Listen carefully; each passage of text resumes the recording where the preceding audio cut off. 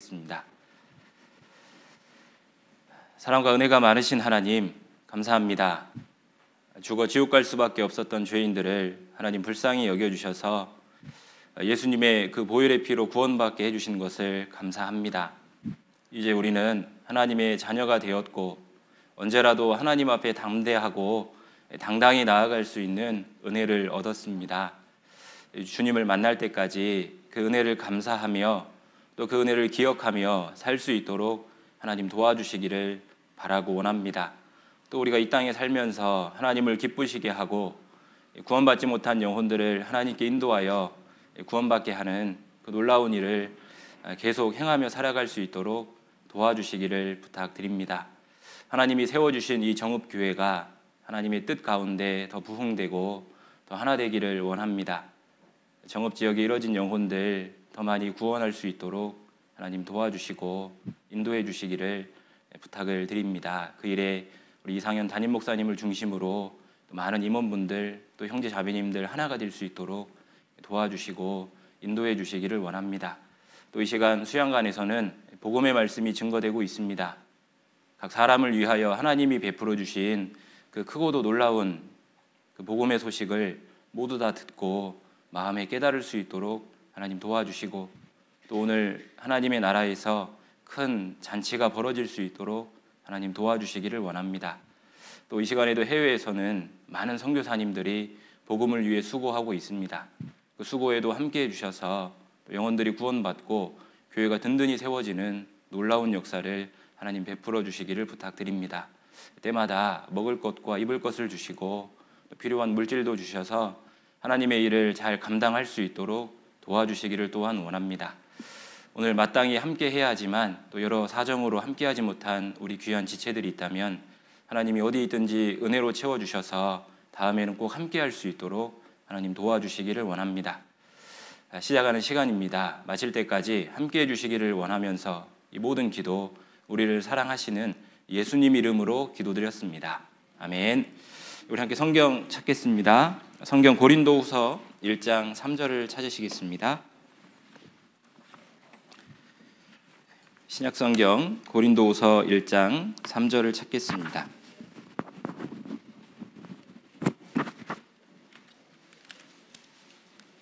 신약 286쪽 고린도후서 1장 3절을 찾겠습니다.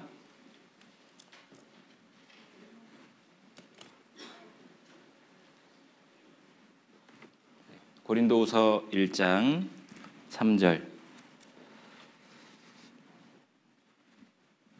찾으셨으면 우리 3절 말씀만 함께 읽겠습니다. 찬송하리로다. 그는 우리 주 예수 그리스도의 하나님이시요 자비의 아버지시요 모든 위로의 하나님이시며. 오늘은 위로의 하나님이라는 제목으로 잠깐 또 하나님의 말씀을 상고해 보도록 하겠습니다. 찬송하리로다, 이렇게 3절 말씀을 시작하고 있습니다. 하나님을 찬송해야 될 이유를 지금 말씀하고 있는데 총 3절에는 3가지를 들어서 우리 하나님을 찬송해야 된다라고 말씀하십니다. 그 첫 번째 이유가 뭐냐면 하나님은 우리 주 예수 그리스도의 하나님이시다. 예수 그리스도의 하나님이시기 때문에 우리가 하나님을 찬송해야 될 거다 말씀합니다. 우리가 성경에 보면 아브라함의 하나님, 이삭의 하나님, 야곱의 하나님, 이게 각 사람의 하나님을 말씀하고 있지 않습니까? 우린 쉽게 이 말씀을 읽어보면 그런 하나님이니까 찬송해야 되나 보다 생각할 수 있는데 이 말씀은 그 뜻보다는 예수 그리스도를 이 땅에 보내주신 하나님, 그 하나님을 찬송해야 된다, 그 뜻이 담겨 있습니다. 하나님은 자기 독생하신 그 아들, 특별히 하나님이 사람의 몸을 입고 이 땅에 오셨잖아요. 예수님을 이 땅에 보내주신 분이 누구냐면 바로 하나님이십니다. 예수님을 이 땅에 보내셔서 나 같은 죄인을 위해서 피 흘려 죽게 하셨습니다. 그 피로 말미암아 우리 죄를 영원히 하나님 앞에 사함받게 해주셨어요. 그 예수님을 보내주신 그 하나님을 마땅히 사람은 찬송해야 될 거다. 성경은 그렇게 말씀하십니다. 우리가 주님 앞에 갈 때까지 무엇을 해야 되냐면 호흡이 있는 자마다 여호와를 찬송하라, 그 말씀처럼 우리는 주님 앞에 갈 때까지 하나님을 찬송할 수밖에 없습니다. 왜? 나를 위하여 한 몸을 예비하셨고 또 그 몸이 나를 위해 피 흘려 십자가에 죽으셨기 때문이죠. 우린 마땅히 주 예수 그리스도의 하나님을 찬송하는 것이 필요할 거예요. 그리고 두 번째 이유가 뭐냐면 그분은 자비의 아버지다라고 말씀합니다. 이제 하나님은 우리 아버지가 되셨습니다. 하나님은 어떤 하나님이시냐면 자비하신 아버지시래요. 하나님은 우리를 억지로, 때로는 무력으로 우리를 다스리는 그런 아버지가 아닙니다. 하나님은 자비의 아버지시래요. 이 자비의 아버지라는 그 뜻 안에는 불쌍히 여긴다, 동정한다, 긍휼히 여긴다, 그리고 자상하다, 이런 뜻이 담겨 있는 겁니다. 우리가 하나님을 찬송해야 되는 이유가 뭐냐면 그 자비하신 하나님이 내 아버지가 되셨기 때문입니다. 한 초등학생이 있었습니다. 이 아이는 또래 아이들과는 뭔가 다른 모습이 있었어요. 어떤 모습이냐면 수업 태도가 너무너무 좋아요. 그리고 선생님이 어떤 말씀을 하면 그 말씀을 잘 따랐습니다. 초등학생에게는 그런 모습이 나타나기가 어렵잖아요. 선생님이 궁금했습니다. 아이에게 질문을 해요. 얘야, 너는 어떻게 수업 태도가 그렇게 좋고 어른의 말씀을 그렇게 잘 듣니? 이 아이가 선생님께 대답합니다. 선생님, 저는 엄마가 저에게 좋은 말씀을 많이 해주셨기 때문에 이렇게 말도 잘 듣고 태도도 좋아요. 선생님이 또 물어봐요. 그래? 엄마가 너에게 어떤 좋은 말씀을 많이 해주셨니? 예, 선생님. 저희 엄마는 이런 말씀을 많이 해주셨어요. 좋은 말로 할 때 숙제해라. 좋은 말로 할 때 들어가서 씻어라. 좋은 말로 할 때 밥 먹고 좋은 말로 할 때 얼른 들어가서 자라. 이런 말씀을 많이 해주셨다는 거예요. 엄마는 저에게 좋은 말을 많이 해주셔서 저는 말을 잘 듣습니다. 하나님은 그런 분이 아니라는 거예요. 우리를 협박으로 다스리는 게 아닙니다. 하나님은 끊임없이 성경에 무엇을 말씀하시냐면 내가 너를 사랑한다. 내가 너를 불쌍히 여긴다. 내가 너와 함께 있다. 이런 말씀들로 우리에게 하나님의 사랑을 보여주고 계시잖아요. 그 자비하신 하나님이 우리 하나님입니다. 하나님은 우리를 그렇게 자비롭게 다스리시기 때문에 우리는 하나님을 사랑할 수밖에 없고 또 하나님을 찬송할 수밖에는 없는 겁니다. 또 하나님은 어떤 하나님이시냐면 모든 위로의 하나님이시다. 그러니까 우리는 하나님을 찬송해야 된다고 말합니다. 이 고린도 후서 1장에는 위로라고 하는 단어가 자주 등장합니다. 하나님은 어떤 분이냐면 우리에게 위로를 주실 수 있는 유일한 분이다 라고 성경은 말씀하시는 거예요. 너희를 위로하는 자는 나연을 이사야 51장 12절에 말씀하십니다. 이 세상을 살아가는 사람에게 위로를 누가 줄 수 있냐면 하나님이 주실 수 있다. 이렇게 말씀을 하시는 거예요. 하나님은 모든 위로의 하나님이십니다. 이 모든 위로라고 하는 것에는 여러 가지 뜻이 담겨 있어요. 이 모든 위로라고 하는 것에는 모든 사람을 위로할 수 있는 하나님이다 라는 뜻이 담겨 있습니다. 하나님은 위로 못하는 사람이 없어요. 모든 사람은 하나님 앞에 위로 못 얻을 사람이 없다는 겁니다. 우리는 위로 못하는 대상들이 있죠. 우리 어르신들 볼 때 저는 새파랗잖아요. 아직 머리에 피도 안 말랐다고 하기는 조금 그런 것 같고요. 네가 세상을 살아보면 얼마나 살았겠냐.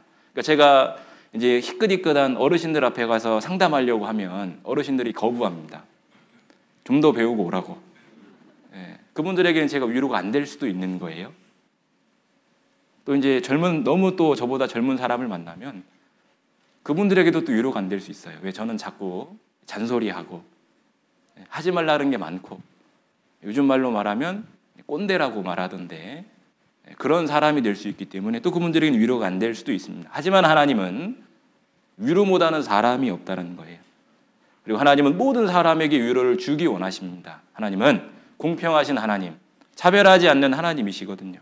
하나님은 특별히 누군가에게 위로를 주시는 것이 아니라 모든 사람에게 위로를 주기 원하십니다. 그러니까 우리는 그 하나님을 찬송할 수밖에 없고 또 하나님은 모든 상황에서 위로하실 수 있는 분이에요. 하나님은 한계가 없습니다. 하나님은 모든 상황을 위로하실 수 있어요. 4절을 보시죠. 4절 보면 우리의 모든 환난 중에서 우리를 위로하사. 사도 바울은 환난을 받고 있습니다.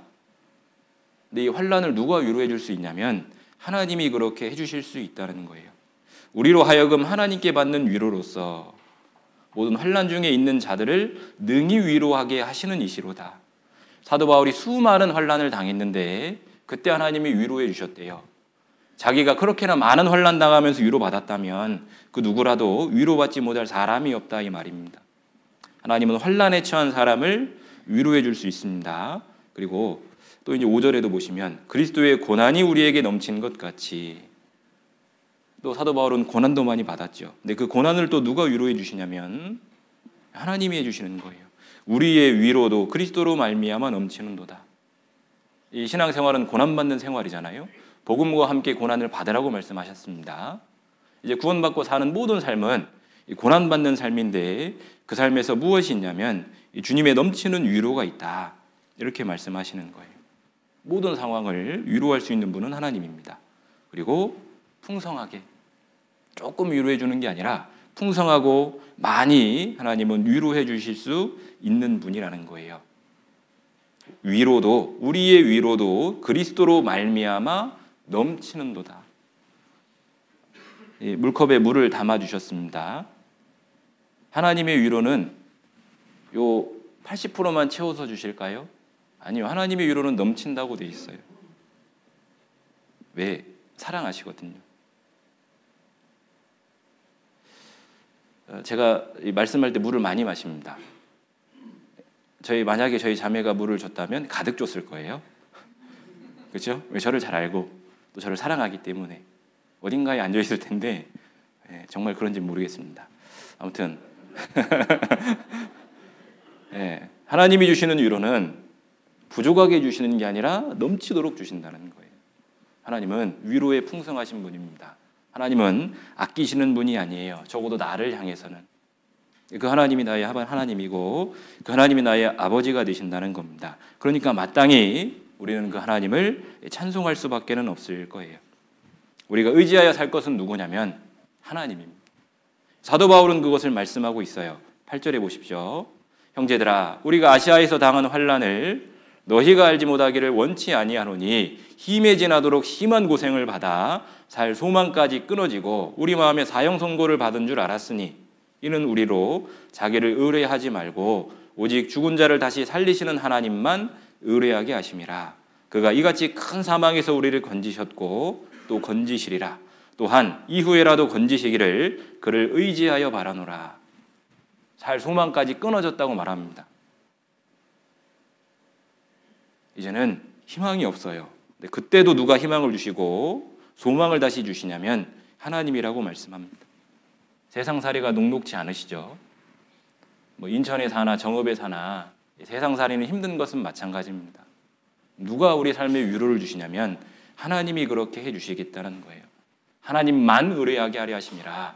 왜 우리가 주님 앞에 고난을 받고 힘들게 사냐면 하나님을 의지하고 하나님만 의뢰하게 하려고 그런 일이 있다는 겁니다. 하나님만 우리를 위로하실 수 있습니다. 그럼 어떻게 하나님은 우리를 위로하실 수 있을까? 어떻게 우리 형제 자매님들 각자를 하나님이 그 상황에 맞도록 또 넘치도록 위로해 주실 수 있을까?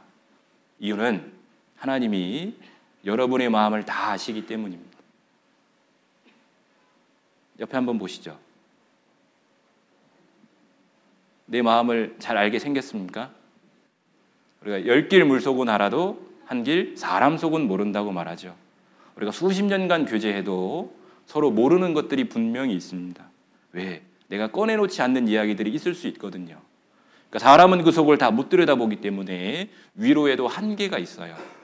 하나님은 어떤 분이냐면 각 사람의 마음을 안다고 말씀하십니다. 홀로 인생의 마음을 아신다고 말씀하시잖아요. 하나님은 사람의 마음을 다 꿰뚫어 보고 계세요. 무엇 때문에 힘들어하는지, 무엇이 고민인지, 왜 지금 밤에 잠을 못 자고 있는지 하나님은 알고 계신다는 거예요. 모든 것을 아시는 하나님은 무엇이 필요한지도 알고 어떻게 해야 그 마음의 위로가 되는지도 아셔요. 그리고는 내게 필요적절한 은혜를 주신다는 겁니다. 남편도 모르고 부모님도 모르고 자식들도 내 마음 모르지만 하나님은 아셔요. 내 마음을 안다는 건 뭐냐면 내가 겪고 있는 그 일을 공감한다는 뜻입니다. 과부 마음은 누가 압니까? 과부가 알죠. 호라비 마음은 호라비가 알고. 그러니까 하나님이 내 마음을 위로해 줄 수 있는 이유는 공감하신다 이 말이에요. 내가 겪고 있는 힘들고 어려운 것들을 나와 똑같이 느끼고 계신다 이 말입니다. 우리 히브리서 4장을 한번 찾아보시죠. 하나님이 우리를 위로하실 수 있는 이유는 우리를 공감하시고 다 아시기 때문입니다. 4장 15절입니다.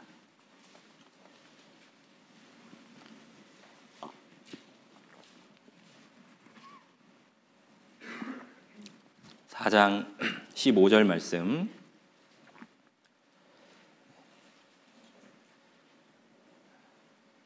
14절부터 14절은 제가 읽고 15절은 같이 읽겠습니다. 그러므로 우리에게 큰 대제사장이 있으니 승천하신 자 곧 하나님의 아들 예수시라. 우리가 믿는 도리를 굳게 잡을지어다.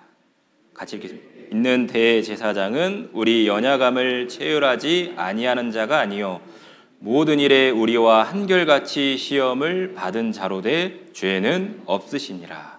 예수님에 대해서 말씀하고 있습니다.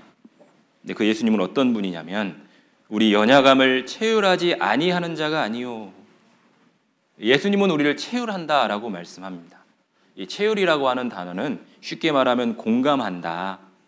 그 아픔을 함께 느낀다 이 말입니다. 예수님은 그런 분이라는 거예요. 나의 힘들고 어렵고 괴롭고 아픈 것들을 공감하십니다.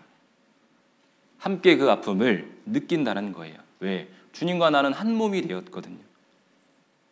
주님은 이제 멀리 계신 분이 아니잖아요. 주님은 내 안에 들어와 계십니다. 내 안에 들어와서 뭘 하고 계시냐면 나를 체휼하고 계신다는 거예요. 나를 공감하고 있습니다. 이런 그 카피 문구 들어보셨습니까? 내 안에 누가 있어요? 내 안에 너 있다. 내 안에 누가 계셔요? 주님이 계십니다. 내 안에 계신 그 주님은 내가 힘들고 아프고 어려워할 때 뭐라고 말씀하시냐면 아프냐? 나도 아프다. 예전에 다모 드라마 보셨죠? 그렇죠? 명대사잖아요. 아프냐? 나도 아프다. 웃는 분들은 연령대가 다 이제 나오는 겁니다.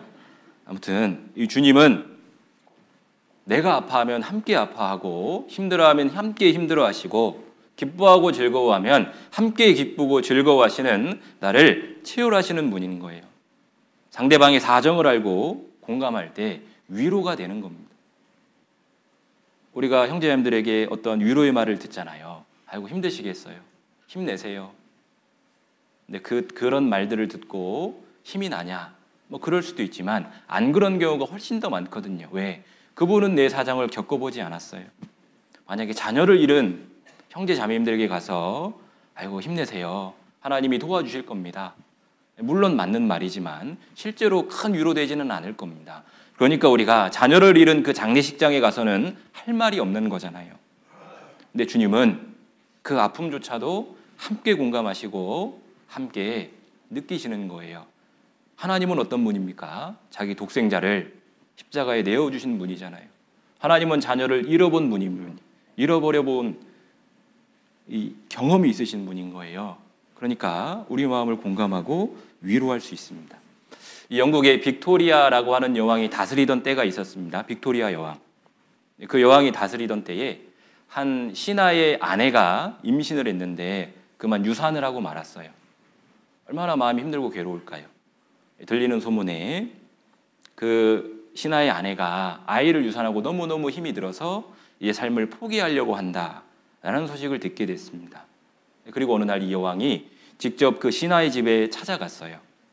그리고 그 아내를 만났습니다. 그리고 여왕이 다녀간 이후로 너무나도 놀랍게 그 신하의 아내가 다시 힘을 얻었어요. 생기를 되찾고 다시 힘있게 살아가는 겁니다.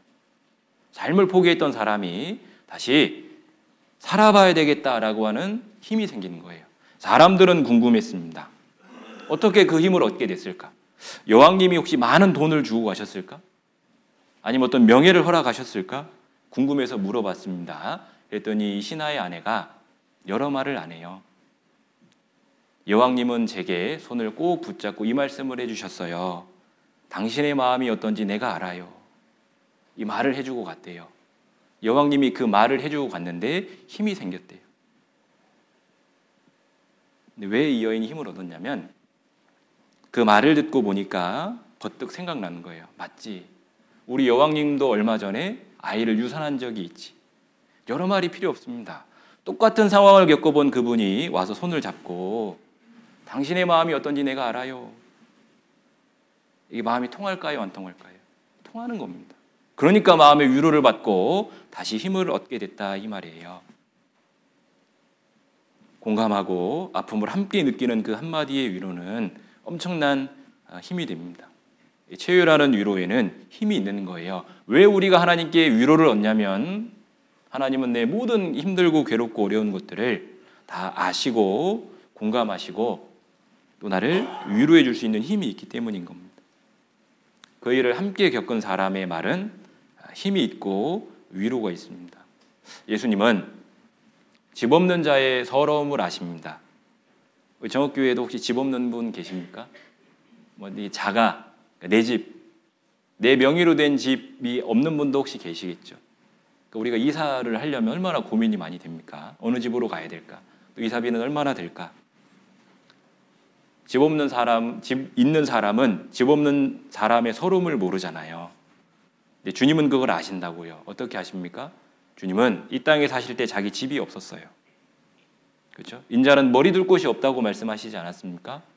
여우도 굴이 있는데 인자는 머리 둘 곳이 없다 말씀하시는 거예요. 예수님은 집 없는 자의 서러움을 아십니다. 예수님은 가난한 자의 서러움과 어려움도 아시는 거예요. 목수의 아들로 태어나서 육신의 몸으로는 힘들고 어렵게 사셨습니다. 가난한 자의 서름을 아시고 가룟 유다에게는 배신을 당하셨어요. 정말로 사랑했습니다. 끝까지 사랑했고 끝까지 기회를 주고 믿었어요. 근데 배신당했어요. 사람에게 배신당해 본 적 있으십니까? 얼마나 그게 마음 쓰리고 힘든 경험이에요. 예수님은 그것도 아셔요. 예수님은 온갖 수치를 당하고 조롱을 당하셨죠. 얼굴에 침뱉음 당해보신 적 계셔요? 뺨 맞아본 적 있으십니까? 그때 얼마나 부끄럽고 수치스럽습니까? 예수님은 그걸 직접 경험해 보셨다 이 말이에요. 예수님은 내 모든 것을 다 공감하실 수 있는 분이에요. 왜? 자기가 직접 그 몸으로 그걸 경험해 봤기 때문입니다. 그러니까 우리는 주님께로 나갈 수밖에는 없어요.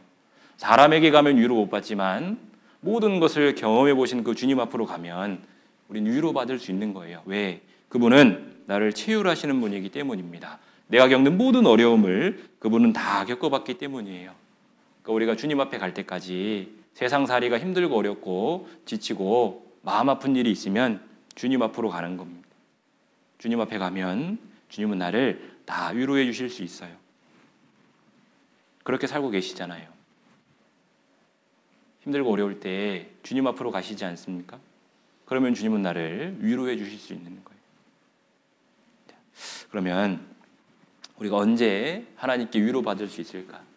구체적으로 좀 말씀드려 보겠습니다. 언제 우리가 하나님께 위로받을 수 있냐면 기도할 때.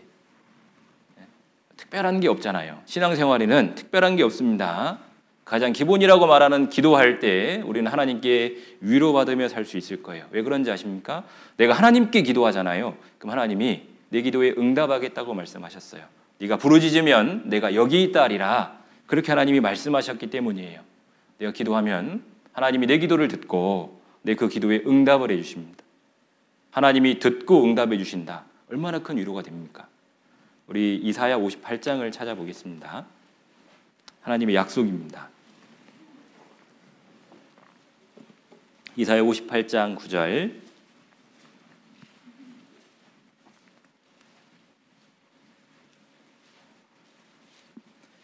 이사야 58장 9절. 구약성경 1038쪽 이사야 58장 9절입니다. 9절 말씀 함께 읽겠습니다. 내가 부를 때에는 나 여호와가 응답하겠고 내가 부르짖을 때에는 말하기를 내가 여기 있다 하리라. 만일 내가 너희 중에서 멍에와 손가락질과 허망한 말을 제하여 버리고 내가 부를 때에는 나 여호와가 응답하겠고 익숙하게 아시는 말씀이죠.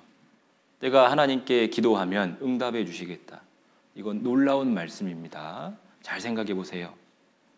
하나님은 하나님이시잖아요. 말씀으로 세상을 창조하신 분입니다. 하나님이 말씀하시면 천지가 일제히 선다고 말씀하셨습니다. 사람의 생명을 살리기도 하시고 죽이기도 하시는 분이 누구냐면 하나님이십니다. 그 하나님께서 내가 부르면 응답하시겠대요. 벌레와도 같고 하루살이에게라도 눌려 죽을 하찮은 나 같은 사람이 하나님을 부르면 하나님이 응답해 주신답니다. 놀랍지 않습니까? 가끔 하나님을 생각하다 보면 내가 얼마나 큰 은혜를 받았을까 그 생각을 해보게 돼요. 하나님이 내 기도에 응답하신다. 놀라운 일입니다. 근데 왜 이렇게 됐냐면 죄가 해결됐기 때문이에요. 하나님이 우리를 듣지 않는다고 말씀하십니다. 왜? 죄 때문에. 이사야 59장 1절에는 말씀하시잖아요. 죄악이 하나님과 사람 사이를 내었고 아무리 불러도 하나님이 듣지 않는다고 말씀하십니다. 근데 이제는 듣겠다고 말씀하시잖아요. 왜? 그 죄가 해결됐기 때문이죠. 이제 죄를 해결받은 사람이 하나님을 부르면 응답해 주신다는 약속이 되어 있습니다. 하나님을 느낄 수 있는 가장 좋은 수단이 뭔지 아십니까? 그게 기도예요. 하나님이 멀리 있는 것 같습니까? 기도해 보십시오. 하나님이 나와 가까이 계시다는 것을 분명히 알 수 있을 겁니다. 기도하는 사람은 하나님께 응답받게 돼 있어요. 기도하는 사람은 하나님께 위로받게 돼 있습니다. 기도하면 놀라운 일이 벌어지는 거예요. 천지를 창조하신 그 하나님이 언제 움직이시냐면 내가 기도할 때 움직이시는 겁니다. 이사야 성경에 보면요, 히스기야라고 하는 왕이 나오죠. 이 히스기야 왕이 나라를 다스릴 때 이 아수르의 사네립이라고 하는 왕이 이제 그 이스라엘을 포위하고 능욕하는 말을 합니다. 내가 너희를 무너뜨릴 거다. 근데 그때 이 히스기야가 뭘 했냐면 사네립이 보낸 그 편지를 들고 하나님 앞으로 가서 하나님께 기도를 합니다. 하나님께 기도했더니 어떻게 됐냐면 하룻밤 새에 이 아수르 군대 18만 5천 명이 죽어버린 거예요. 히스기야는 한 것 아무것도 없습니다. 나가서 싸우지 않았어요. 근데 하나님이 움직이셔서 아수르 군사 18만 5천 명이 죽었다고요. 이 기도의 능력입니다. 기도하면 하나님이 움직이셔요. 기도하면 사람은 할 수 없는 그 일을 하나님이 대신해 주시는 겁니다. 이게 놀랍지 않으십니까? 내가 오늘 청와대에 전화를 한 통 했습니다. 대통령 직통 전화예요. 혹시 그런 분 계셔요? 전화하면 윤석열 대통령께서 받으시는 분 계십니까? 전화했어요. 정업에 뭐가 문제가 있다고, 이거 좀 해결해 줘야 되겠다고. 다음 날 그 문제가 해결됐다고 생각해 보죠. 엄청나지 않습니까? 대통령께 직접 전화해서 내가 요구한 것이 바로 적용이 된다면 얼마나 놀라운 일이에요. 세상을 창조하신 그 창조주를 우리가 움직일 수 있는 능력이 있다는 겁니다. 우리 형제자매들의 삶에도요, 아수르 군사 18만 5천의 대군 같은 엄청난, 내가 감당치 못할 어려움들이 많이 있을 겁니다. 산 하나 넘은 것 같은데 또 산이 다가옵니다. 큰 언덕 하나 넘었다고 생각했지만 또 큰 언덕이 하나 다가와요. 끊임없이 어려움의 파도는 우리에게 닥쳐오는 겁니다. 그때 우리는 어떡할 거냐? 하나님께 기도하셔야 되는 거예요. 하나님께 기도하면 하나님이 그 문제를 해결해 주는 겁니다. 히스기야 왕이 이 아수르를 하나님이 치시고 얼마 있다가 하나님이 말씀하십니다. 히스기야야, 네 삶을 정리해야 되겠다. 왜? 네가 죽을 때가 됐다. 히스기야가 눈물로 하나님께 기도하잖아요. 하나님, 제가 하나님 앞에 잘했던 것을 한번 좀 기억해 주시라고. 한번 봐달라고. 그때 하나님 뭐라고 말씀하십니까? 그래, 알겠다. 15년을 더 살게 해주겠다. 그때 하나님이 이제 네가 3일 만에 다시 회복돼서 하나님께 제사 드릴 거다 말씀하셨습니다. 히스기야가 못 믿은 거예요. 진짜 그렇게 될 거라고 하는 증거를 좀 보여주세요. 그래? 그러면 해 그림자가 뒤로 물러갈 거냐, 앞으로 갈 거냐? 둘 중에 하나 택하라고 하죠. 15도를 물러가게 해달라고 했습니다. 그러니까 하나님이 그렇게 직접 해주셨거든요.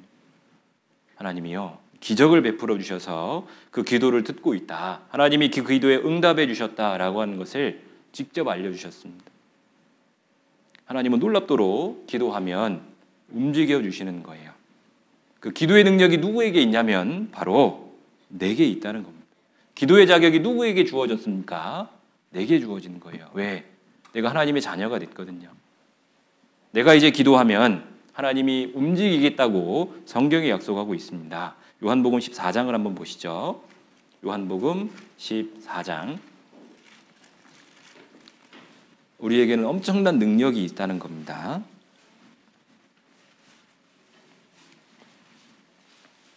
요한복음 14장 14절입니다.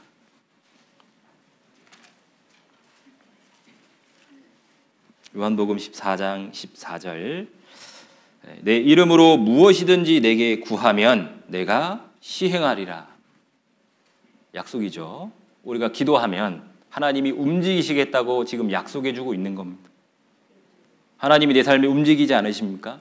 하나님이 내 삶에 움직이는 게 느껴지지 않습니까? 이유는 어쩌면 내가 기도하지 않기 때문인 거예요. 하나님의 뜻대로 구하지 않고 있기 때문에 하나님은 움직이실 수가 없을 수도 있습니다. 휘발유 차에다가 경유 넣으면 움직일까요? 안 움직일까요? 안 움직이죠. 하나님의 뜻에 맞는 기도를 하면 하나님은 반드시 움직이게 되어 있습니다. 그의 뜻대로 무엇을 구하면 들으심이라. 약속이 되어 있어요. 우리가 하나님의 뜻에 맞는 기도를 하면 하나님은 반드시 움직이실 겁니다. 15장도 보시죠. 16절, 15장 16절.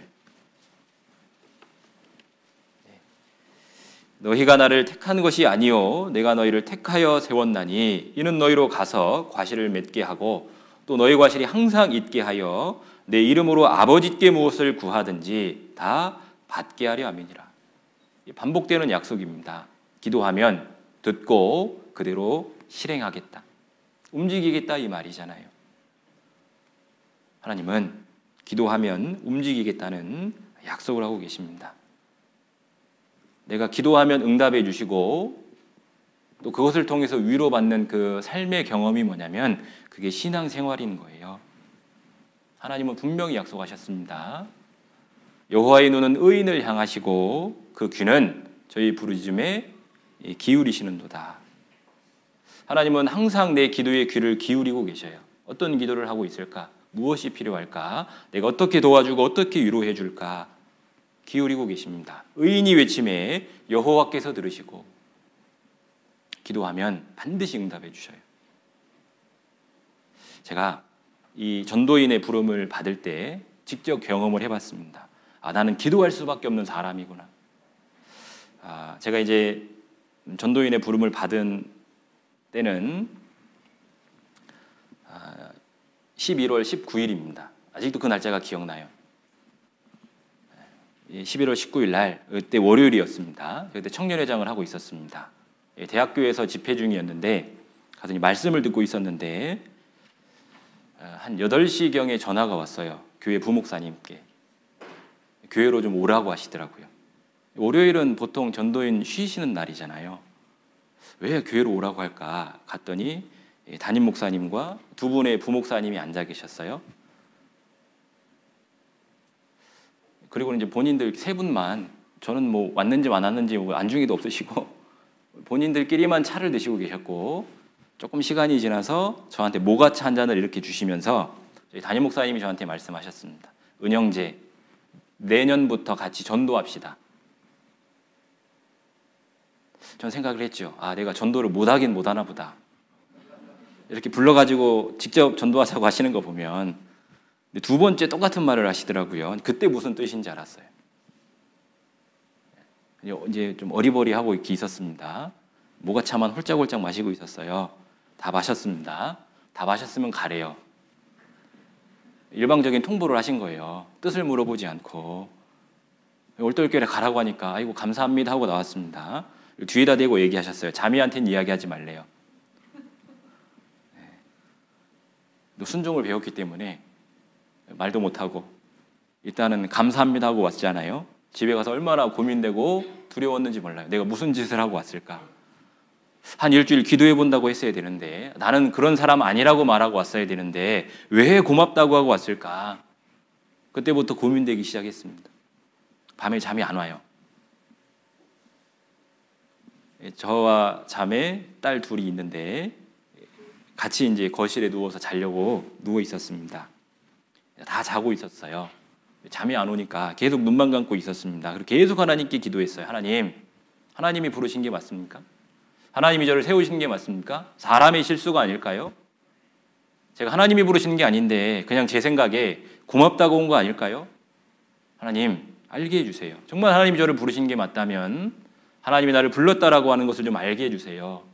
하나님이 그 힘을 좀 주셔서 제가 정말 하나님의 일을 할 수 있도록 좀 도와주세요. 그 기도를 끊임없이 했습니다. 놀랍게 하나님이 응답해 주셨어요. 어떻게 응답해 주셨냐면 저희 둘째 딸의 입을 통해서 응답해 주셨습니다. 저희 그때 둘째 딸이 5살이었거든요. 그 아이가 밤에 그때가 12시가 넘어가는 시간이었습니다. 분명히 자고 있었어요. 근데 그 시간이 딱 되니까요. 뜬금없이 찬양을 하기 시작하는 거예요. 누워서. 근데 그 찬양을 듣고 제가 하나님이 나를 부르셨구나. 나는 이제 하나님만 의지하고 가면 되겠다. 그 생각을 했습니다. 그때 불렀던 찬양이 뭐냐면 예수님께서 부르셨어요 였어요. 뜬금없이 하다가 이 찬양하는 거예요. 예수님께서 부르셨어요. 나를 따라오라고. 이제부터는 사람을 낚는 어부되게 하리라. 좋아요, 기뻐요, 따르겠어요. 랄라랄라랄라랄라라. 이 찬양을 하고 다시 잤어요. 제가 그거 듣고요 속으로 울었습니다. 하나님 감사합니다. 진짜 하나님이 저를 부르신 게 맞군요. 제가 그때부터 힘들고 어려울 때마다 내가 정말 이 길을 계속 가는 게 맞을까? 나는 여전히 부족하고 나는 못할 것 같은데 정말로 내가 이 길을 계속 가는 게 맞을까 싶을 때마다 그때가 떠올라요. 그때마다 속으로 예수님께서 부르셨어요를 되뇌입니다. 우리가 정말로 하나님께 간절히 기도하잖아요. 그럼 하나님이요 들으시고요 응답해 주십니다. 제가 그 찬양 소리를 듣고 얼마나 마음에 위로가 됐는지 몰라요. 하나님이 제게 주신 위로입니다. 걱정하지 말아라. 네가 할 것은 계속 나를 의지하고 내가 원하는 것만 하면 된다. 많은 것을 원하지 않는다. 네가 할 수 있는 분량것만 하면 된다. 하나님은 그렇게 제게 말씀해 주셨어요. 우리가 기도하잖아요.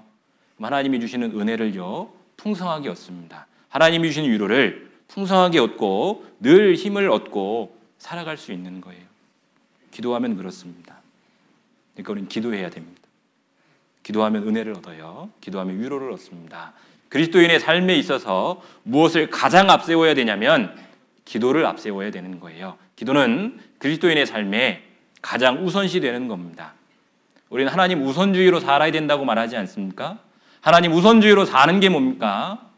기도 우선주의로 사는 거예요. 모든 일보다 기도를 앞세우는 것, 그것이 하나님 우선주의로 사는 겁니다. 아무리 상황이 급박하더라도 기도 먼저 해야 되는 거예요. 그것이 우리가 연습해야 될 생활입니다. 아무리 상황이 급박하더라도. 예전에 수양관에서 학예 수양회 때 비전센터에서 교통사고 난 적이 있습니다. 기억하시는 분들도 계실 거예요. 정말 생각지 못한 큰 사고잖아요. 그때 이제 수양관 운영본부에 많은 분들이 모여서 이제 집행을 하지 않습니까? 그 사고 소식이 운영본부에 가장 먼저 도착을 했습니다. 만약에 내가 그 안에 있었던 책임자라면 어떻게 하시겠습니까? 사고가 났습니다. 인사사고가 났어요. 내가 책임자라면 어떻게 하시겠어요?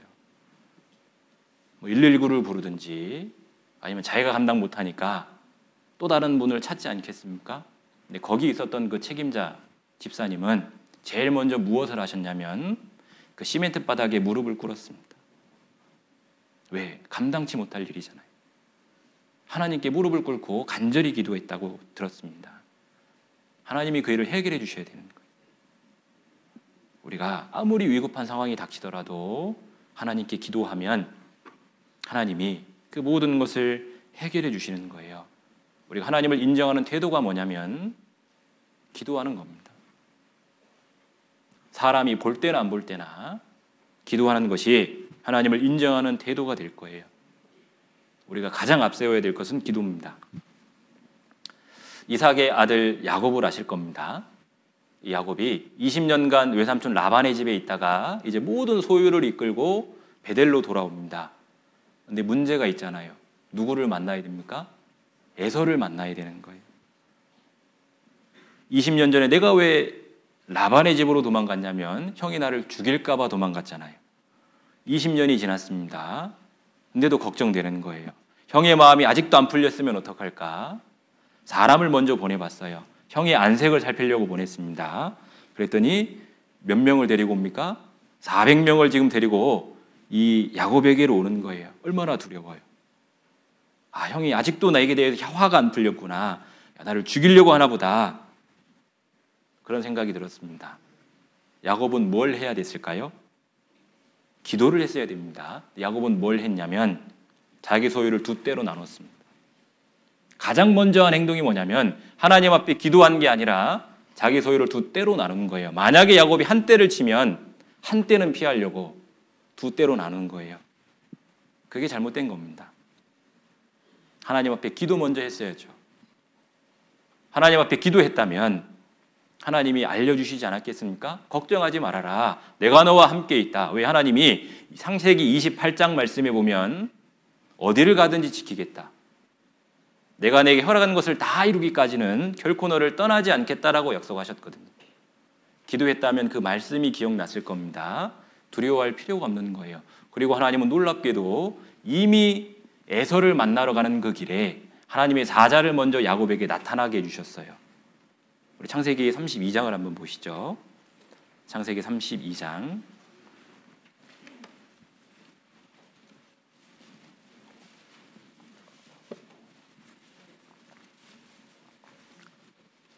창세기 32장입니다. 32장 6절부터 창세기 32장 6절부터 8절까지 제가 읽겠습니다. 사자들이 야곱에게 돌아와 가로되 우리가 주인의 형 에서에게 이른즉 그가 400인을 거느리고 주인을 만나려고 오더이다. 야곱이 심히 두렵고 답답하여 자기와 함께한 종자와 양과 소와 약대를 두 떼로 나누고 가로되 에서가 와서 한 떼를 치면 남은 한 떼는 피하리라 하고 두려워서 두 떼로 나눴어요. 그리고 뭐 했냐면 이제 8절 9절부터 하나님께 기도하는 겁니다. 순서가 바뀌었죠. 기도하고 두 떼로 나눴어야 되는데 두 떼로 나누고 하나님께 기도하는 거예요. 순서가 바뀐 겁니다. 근데 이 답답하고 두려운 마음이 왜 생겼냐면 순서가 바뀌니까 그렇게 되는 거예요. 하나님은 이미 야곱에게 알려주셨습니다. 내가 너와 함께하고 있다. 걱정하지 말아라. 에서가 400명이 아니라 4,000명을 데리고 오고 4만 명을 데리고 와도 너의 털끝 하나 다치지 않을 거다. 1절을 보십시오. 야곱이 그 길을 진행하더니 하나님의 사자들이 그를 만난지라. 야곱이 그들을 볼 때에 이르기를 이는 하나님의 군대라 하고 그 땅 이름을 마하나임이라 하였더라. 라반이 떠나갔습니다. 그리고 길을 진행하다가 누굴 만났냐면 하나님의 사자를 만난 거예요. 그리고는 뭐라고 말하냐면 마하나임이라 하나님의 군대다 이렇게 야곱이 말하잖아요. 하나님의 군대. 하나님의 군대가 싸워서 못 이길 자가 누가 있겠습니까? 그러니까 하나님은 이미 야곱에게 알려주셨다고요. 야곱아 걱정하지 말아라. 두려워하지 말아라. 네가 에서를 만나게 될 텐데 그때에도 내가 너를 지킬 거다. 그때에도 내가 너와 함께 할 거다. 약속해 주셨어요. 자기가 직접 경험했잖아요. 근데 잊어버린 겁니다. 왜? 순서가 바뀌었기 때문에 그래요. 기도를 먼저 했어야 되는데 자기 뜻과 계획과 경험을 가지고 일을 처리하다 보니 하나님을 잊어버린 겁니다. 그러니까 답답하고 두려운 마음이 드는 거예요. 우리 신앙생활이 왜 답답하고 두려운 마음이 듭니까? 순서가 바뀌어서 그럴 수도 있어요. 자, 형제님들 이사를 가야 됩니다. 이사를 가야 돼요. 어디부터 찾아가십니까? 부동산 먼저 찾아가면 안 된다고요. 어디부터 가야 되냐면 하나님께로 먼저 가야 되는 거예요. 하나님, 제가 이사를 하려고 합니다. 정읍을 떠나서 전주로 간다든지 익산으로 간다든지 고창으로 간다든지 근데 하나님 이게 맞습니까? 제가 이사 가는 게 맞을까요? 먼저 하나님께 찾아가서 물어봐야 되잖아요. 부동산 먼저 찾아가는 게 아니라 하나님을 먼저 찾아가야 돼요. 그게 신앙생활이잖아요. 야곱은 부동산 먼저 찾아간 거예요. 하나님 먼저 찾아간 게 아니라. 그러니까 지금 두렵고 답답함이 휩싸여 있는 겁니다. 이제 반대되는 사람도 있어요. 하나님 마음에 합한 사람, 다윗. 이 다윗이라고 하는 사람은 하나님 앞에 끊임없이 기도했습니다. 정말로 놀랍게 이렇게 할 수 있을까 싶을 때에도 하나님께 먼저 기도했어요. 사무엘상 30장을 찾아보시죠. 사무엘상 30장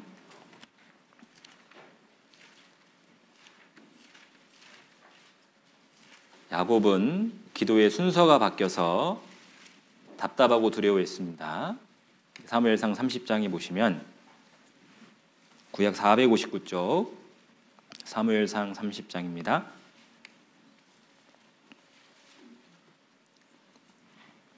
1절부터 3절까지 1절부터 3절까지 제가 읽겠습니다. 다윗과 그의 사람들이 제3일에 시글락에 있을 때에 이를 때에 아말렉 사람들이 이미 남방과 시글락을 침노하였는데 그들이 시글락을 쳐서 불사르고 거기에 있는 대소 여인들을 하나도 죽이지 아니하고 다 사로잡아 끌고 자기 길을 갔더라. 다윗과 그의 사람들이 성에 이르러 본즉 성이 불탔고 자기들의 아내와 자녀들이 사로잡혔는지라. 다윗과 그와 함께한 백성이 울 기력이 없도록 소리를 높여 울었더라. 이제 블레셋에 속해서 이스라엘과 싸우러 나갔습니다. 근데 5방백이 다윗은 우리와 못 나간다 반대했죠. 일본 다시 이제 시글락으로 돌아오는 거예요. 돌아와 봤더니 아말렉이 쳐들어와서 아내와 모든 자녀들과 모든 소유를 다 끌고 가버렸습니다. 근데 놀라운 게 있잖아요. 한 사람도 죽이지 않았다고 돼 있어요. 하나님이 그렇게 하신 겁니다. 시험해 보시는 거예요. 다윗이 어떤 태도를 취하는지. 다 붙들려 갔습니다. 울 기력이 없도록 울었다고 돼 있어요. 그리고 백성들이 이제 어떻게 하려고 했냐면 6절에 보시면 백성이 각기 자녀들을 위하여 마음이 슬퍼서 다윗을 돌로 치자 하니 다윗이 크게 궁급하였으나 이 모든 원인은 다윗에게 있다. 다윗을 돌로 쳐 죽이자. 지금 그 상황입니다. 마음이 어떠냐면 궁급하다고 돼 있어요. 이 궁급이라고 하는 것은 답답하다, 곤란하다 이런 뜻이 있습니다. 답답한 상황에 처한 거예요. 어쩌면 야곱보다 다윗이 처한 이 상황이 훨씬 더 급박합니다. 아직 예서가 오지 않은 상황입니다. 다윗은 문제가 이미 발생한 거예요. 처자식이 다 끌려갔고 백성이 돌로 치려고 합니다. 훨씬 더 위급한 상황이잖아요. 근데 그 뒤에 말씀에 보면 그 하나님 여호와를 힘입고 용기를 얻었더라 이렇게 되어 있습니다. 이 급박한 상황에서 다윗은 어떻게 힘을 입고 용기를 얻었을까? 중간에 어떤 사건이 하나 있는 거예요. 그게 뭐냐면 기도입니다. 백성이 돌로 치려고 했을 때 다윗이 뭐 했을까요? 기도할 수밖에는 없는 거예요. 하나님께 기도하니까 힘을 입고 용기를 얻게 되는 거예요. 상황은 지금 자기가 어떻게 할 수 없는 상황에 처했지만 기도하니까 하나님이 힘을 주시고 용기를 주신 겁니다. 기도하면 아무리 급박한 상황에서도 하나님은 용기와 힘을 주시는 거예요. 다윗은 기도함으로 말미암아 하나님을 기억하게 되는 거예요. 아무리 힘들고 어려워도 하나님은 나를 거기서 건져내 주실 수 있다는 힘과 용기를 얻게 되는 겁니다. 다윗은 하나님께 기도했습니다. 쫓아갈까요 말까요 기도하고 있잖아요. 7절에 보세요. 다윗이 아히멜렉의 아들 제사장 아비아달에게 이르되 청컨대 에봇을 내게로 가져오라. 아비아달이 에봇을 다윗에게로 가져오매 다윗이 여호와께 묻자 가로되 내가 이 군대를 쫓아가면 미치겠나이까. 기도 먼저 했습니다. 어떻게 가서 싸울까? 어떻게 찾아올까? 계획을 세우는 게 아니라 먼저는 하나님께 기도하는 거예요. 하나님께 기도하잖아요. 그때부터 누가 책임져야 되냐면 하나님이 책임져야 되는 거예요. 기도 안 하면 그 삶을 누가 책임지냐면 자기가 책임져야 됩니다. 근데 기도하면 그 삶을 누가 책임져 주냐면 하나님이 책임져 주시는 거예요. 그러니까 지혜롭죠. 공을 하나님께로 넘겨드리는 거예요. 실력 있는 선수에게 공을 패스해야 우리 팀이 이길 수 있는 거 아닙니까? 내게는 능력이 없잖아요. 능력 있는 하나님께 내 삶을 맡기는 것이 뭐냐면 그것이 기도라고 하는 거예요. 다윗은 하나님께 기도했습니다. 그리고는 약속을 얻어냈어요. 어떤 약속이냐면 다 찾아올 거다. 그 약속을 얻어냈습니다. 자, 8절에 다시 보셔요. 여호와께서 대답하시되 쫓아가라. 내가 반드시 미치고 정령 도로 찾으리라. 기도 안 하고 갔다면 확률은 반반이죠. 찾을 수도 있고 못 찾을 수도 있고, 기도하고 가니까 확률이 몇 프로입니까? 100%. 하나님은 약속하셨어요. 가라. 반드시 찾아올 거다. 승리가 이미 결정되어 있는 거예요. 언제? 기도했을 때. 우리가 하나님 앞에 기도하면 우리는 반드시 하나님이 도와주심을 경험할 거고, 모든 일이 하나님 앞에서 된다는 것을 우리는 알 수 있습니다. 우리가 기도하면 하나님은 움직이실 겁니다. 우리가 기도하면 하나님이 내 가까이 계시다는 것을 경험하게 될 거예요. 위로가 되잖아요. 그러니까 우리가 위로를 얻고 싶다면 하나님 앞에 기도해야 되는 거예요. 이 기도의 격언 중에 이런 말이 있습니다. 기도의 능력을 아는 사람은 많다. 그런데 실제로 기도하는 사람은 적다. 우리가 기도 중요한 건 압니다. 그런데 기도 안 하는 사람은 또 너무 많다는 거예요. 아는 것보다 중요한 것은 행하는 거니까. 정말 기도가 내게 위로를 줄 수 있다면 우리는 이 기도하는 사람이 돼야 될 겁니다. 기도하면 하나님이 내게 위로를 주실 거예요. 또 무엇이 내게 위로를 주냐면 말씀이, 내가 말씀을 가까이 할 때 하나님은 내게 위로를 주실 겁니다. 시편 119편 50절에 보면 이 말씀은 나의 곤란 중에 위로라. 시편의 기자가 고백하잖아요. 얼마나 많은 어려움을 겪었습니까? 10년간 누군가가 나를 죽이려고 쫓아다닌다고 생각해 보세요. 그때도 무엇이 위로를 주냐면 말씀이 위로를 줍니다. 자기 자식이, 내 자식이 나를 죽이겠다고 쫓아온다고 생각해 보세요. 기가 막힐 노릇이잖아요. 그때도 무엇이 위로를 주냐면 말씀이 위로를 준다고 돼 있어요. 하나님의 말씀이 우리 마음에 위로를 줍니다. 우리에게 영원한 위로가 되는 말씀이 있잖아요. 다 이루었다. 십자가에 달린 그 예수님이 내 죄를 다 짊어지고 가서 그 피로 말미암아 내 죄를 하나님 앞에 영원히 합법적으로 용서해 주셨다. 이게 다 이루었다잖아요. 그 말이 얼마나 내게 위로가 됩니까? 이제 나는 지옥 안 가도 된다 이 말이니까 얼마나 위로가 돼요. 오직 자기 피로 영원한 속죄를 이루사 과거 죄만 용서받은 게 아니라 앞으로 미래의 죄까지 하나님 앞에 다 용서받았다. 얼마나 위로가 됩니까? 영생을 얻었고 심판에 이르지 아니하나니 사망에서 생명으로 옮겼느니라. 나는 지옥에 살던 사람인데 이제 내 동네는 천국으로 옮겨졌구나. 얼마나 위로가 됩니까? 우리가 어디서 위로를 얻고 사냐면 말씀에서 위로를 얻고 사는 거예요. 그 말씀은 영원한 위로가 된다고 데살로니가 후서에 말씀하십니다. 그 복음의 말씀은 영원한 위로가 되는 거예요. 그 무엇과도 바꿀 수 없는 위로가 됩니다. 그리고 삶을 살아가면서도 계속 그 말씀은 우리에게 위로를 주시는 거예요. 사람이 떡으로만 살 것이 아니에요. 하나님의 입으로 나오는 모든 말씀으로 살 것이라 하였느니라 하시니.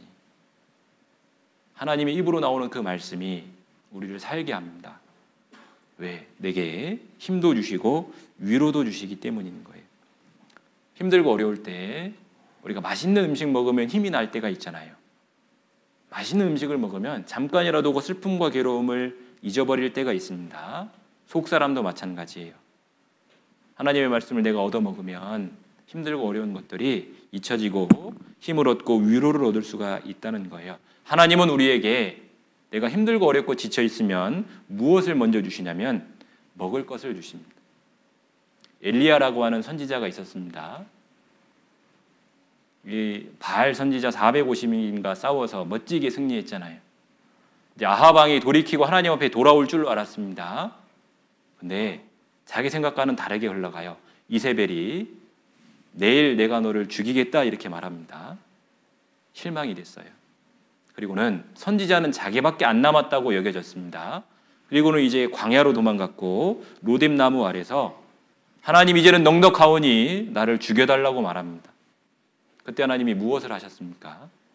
책망하시고 혼내신 게 아니에요.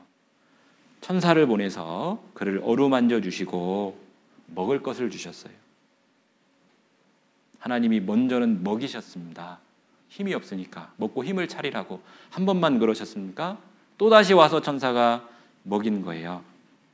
하나님은 힘들어하는 사람에게 먼저 뭐 하시냐면 먹을 것을 주십니다. 그리고 또 말씀하셨어요. 바알에게 무릎 꿇지 않은 7천인을 내가 남겨놨다고. 이 하나님의 말씀은 사람에게 힘도 주시고요, 위로도 줍니다. 그러니까 우리가 위로를 얻고 싶으면 말씀을 가까이 해야 되는 거예요. 형제님들 말씀을 가까이 하고 사시죠? 주일 말씀 당연히 들어야 됩니다. 수요 말씀은 선택이 아니에요. 당연히 들어야 되는 겁니다. 선택으로 생각하시면은 크게 오해하신 겁니다. 수요 말씀은 들어도 되고 안 들어도 되는 것이 아니라 반드시 들어야 돼요. 왜? 그래야 내가 힘을 얻고 위로를 받거든요. 주일 말씀만 듣는 분들은 수요 말씀을 듣는 분들보다 위로받는 것이 적을 겁니다. 그리고 말씀을 듣다 보면 위로받는 일이 얼마나 많습니까? 이 주일 말씀만 듣고 수요 말씀은 안 듣는 것은 편식하는 것과 같아요. 우리가 이 땅에서도요, 편식하는 사람은 건강이 좋을 수가 없습니다. 또 단 것을 많이 먹으면 어떤 병에 걸립니까? 당뇨병에 걸릴 수 있잖아요. 똑같아요. 신앙생활에서도 특정한 말씀만 좋아하는 분들도 있습니다. 어떤 한 분 목사님을 너무 좋아해서 그분 목사님 말씀만 들어요. 어떤 분은 그 목사님이 집회하는 곳을 쫓아다니는 분들도 있어요. 잘못된 거잖아요. 신앙의 당뇨병에도 걸릴 수 있는 거예요. 우리가 특정한 목사님 어떤 말씀만 좋아하면요, 말씀을 판단하게 됩니다. 그 말씀 감상한다고 말하잖아요. 어디 잘하는가 한번 해보라고. 그리고는 영적으로 교만해집니다. 왜? 그 목사님이 잘 씹어서 전해주는 그 말씀을 내가 들으면요, 마치 내가 그렇게 사는 것처럼 여겨져요. 근데 아니거든요. 실제 말씀 앞에 나를 비춰보면 나는 그렇게 못 사는데 자꾸 그런 말씀을 계속 듣다 보니까 내가 마치 그렇게 사는 것과 같은 착각을 일으키는 겁니다. 그리고는 형제자매들을 보면 지적하는 거예요. 그것이요, 편식의 부작용입니다.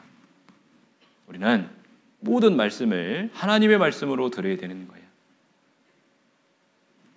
그때에 우리는 정말로 신앙이 건강해지고 그 속에서 풍성한 위로를 받을 수 있을 겁니다. 하나님의 말씀이 내게 위로를 줍니다. 형제님들은 신앙생활 하시면서 정말로 말씀으로 위로받아 본 적 있으십니까? 야, 진짜 이 말씀은 하나님이 내게 주신 말씀이다 하는 그런 말씀들이 있는가 모르겠습니다. 그것이 계속 쌓여가야 됩니다. 하나님은 우리 마음에 많은 방들을 만들어 두셨어요. 창고라고 말할 수 있는 거예요. 그 창고를 우리가 많이 채워야 되는 겁니다. 하나님과의 추억으로, 하나님이 나를 위로해 주신 말씀으로 그 방들을 채워나가야 될 거예요. 저는 하나님이 어떤 하나님이시냐면 절대로 나를 잊어버리지 않는 하나님입니다. 하나님은 저를 잊어버리지 않으십니다. 왜? 성경에 그렇게 말씀해 주셨어요. 여인이 어찌 그 젖먹는 자식을 잊겠으며 자기 태에서 난 아들을 긍휼히 여기지 않겠느냐. 그들은 혹시 잊을지라도 나는 너를 잊지 아니할 것이라. 이사야 49장 15절 말씀이죠. 제게 하나님은 저를 잊어버리지 않는 하나님입니다. 여인이 어찌 그 젖먹는 자식을 잊겠으며 긍휼히 여기지 않겠느냐. 그들은 혹시 잊을지라도. 이 어머니 중에도, 부모 중에도 자기 자식을 잊어버리고 사는 분들 계시잖아요. 저는 그걸 경험해 봤거든요. 저희 어머님이 초등학교 4학년 때 아버님이 돌아가시고 제가 하셨습니다. 그때부터 저는 어머니가 없었어요. 어느 날 성경을 보다가 맞다. 성경은 진리다. 왜? 그들은 혹시 잊을지라도. 맞지. 사람도 자기가 배 아파 낳은 그 자식을 잊어버리고 평생을 살 수 있지. 근데 하나님은 그들은 잊어버려도 나는 너를 잊지 않겠다고 말씀해 주셨어요.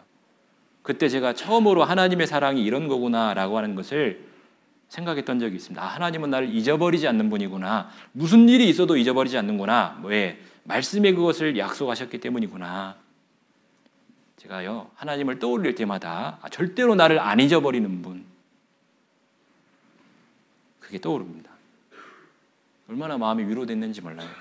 세상 모든 사람이 나를 잊어버리고 버리더라도 하나님은 나를 버리고 잊지 않는 분이구나. 위로가 됐습니다. 또 하나님은 나를 어떻게 이끌어 가시냐면 안아주시고 업어서 가신다고 되어 있어요. 여러분, 발자국이라는 시 아시죠? 평생에 살아왔습니다. 뒤돌아보니까 발자국이 두 사람의 발자국이었어요. 어느 날 보니까 발자국이 하나밖에 없었다고 말하잖아요. 그때는 가장 힘들고 어려울 때라고 말합니다. 근데 그때는 발자국이 하나였어요. 두 개였을 때는 내 발자국과 주님의 발자국이었는데 가장 힘들 때는 발자국이 하나밖에 없었습니다. 생각해 보니까 이 발자국은 나의 발자국인 것 같아요. 내가 정말로 힘들고 어려울 때 주님은 나와 함께 하시지 않았구나. 주님을 만나서 따집니다. 주님, 제가 힘들고 어려울 때 주님은 어디가 계셨습니까? 그때 주님이 뭐라고 말씀하셨습니까? 그 발자국은 나의 발자국이다. 네가 힘들고 어려울 때 내가 너를 업고 왔다. 그렇게 시에 말하잖아요. 저는 그게 그냥 시인 줄만 알았거든요. 하나님은 성경 말씀에 그것을 기록해 주셨어요. 내가 너를 안고 간다. 내가 너를 업고 간다. 이사야 46장 한번 보시죠. 이사야 46장 3절을 보겠습니다. 이사야 46장 3절.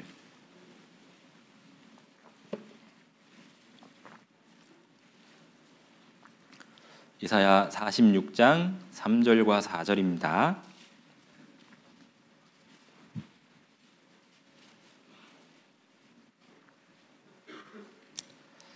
3절과 4절 같이 읽겠습니다. 야곱 집이여, 이스라엘 집에 남은 모든 자여, 나를 들을지어다. 배에서 나무로부터 내게 안겼고 태에서 나무로부터 내게 품기운 너희여, 너희가 노년에 이르기까지 내가 그리하겠고 백발이 되기까지 내가 너희를 품을 것이라. 내가 지었은즉 안을 것이요 품을 것이요 구하여 내리라. 하나님이 택하신 백성 이스라엘에게 하시는 말씀입니다. 너희는 배에서 나무로부터, 그러니까 태어날 때부터 내게 안겼고 태에서 나무로부터 내게 품기웠다. 하나님에게 이스라엘 백성은 날 때부터 안아주는 존재, 품기운 존재라고 말씀하셔요. 이 품기웠다는 말이 업었다 이 말입니다. 하나님은 그 이스라엘 백성을 날 때부터 안아주시고 날 때부터 업어주시는 거예요. 마치 엄마와 같이. 엄마가 그 자녀가 태어나면 계속 안아주잖아요. 계속 업어줍니다. 근데 그걸 어느 때까지 하시냐면 너희가 노년에 이르기까지 그리하겠고 백발이 되기까지 내가 너희를 품을 것이라. 하나님은 계속해서 이스라엘 백성을 안고 업겠다고 말씀하시는 거예요. 그럼 이스라엘 백성에게만 그럴까요? 하나님의 자녀된 우리도 하나님은 안아주시고 업어주시는 겁니다. 어린 자녀가 길을 가는데 다리가 너무 아프다고 찡찡거려요. 보니까 힘들어 보입니다. 업어주잖아요. 하나님이 그와 같은 겁니다. 하나님은 우리가 언제 힘들고 언제 아파하는지를 잘 아시죠. 그때마다 나를 업어주시는 거예요. 그 발자국이라는 시가 성경 말씀에 진짜로 약속되어 있는 겁니다. 하나님은 나를 노년이 되기까지, 백발이 되기까지, 아니 주님 앞에 갈 때까지 안아주시고 업어주시겠다고 말씀하시는 거예요. 그 이유가 뭡니까? 내가 지었은즉. 하나님이 왜 나를 업어주고 안아주냐면 하나님이 나를 지으셨기 때문이에요.